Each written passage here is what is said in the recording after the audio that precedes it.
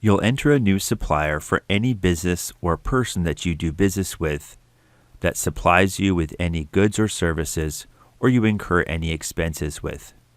To add a new supplier, click Expenses and then click Suppliers. Then click New Supplier. First, enter their first and last name if necessary, or you can just enter their company name.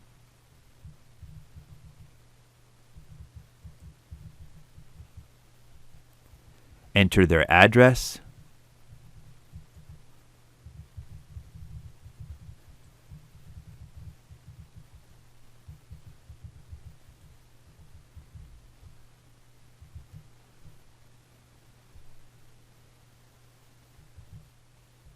and then enter any other contact information, including email, phone, mobile, etc. Other information can be added as needed. The last piece of information that's helpful is the default expense account. This will make sure that QuickBooks automatically uses this category every time that you incur an expense from this company. Click the drop-down and choose the account, or type the first few characters to locate it faster.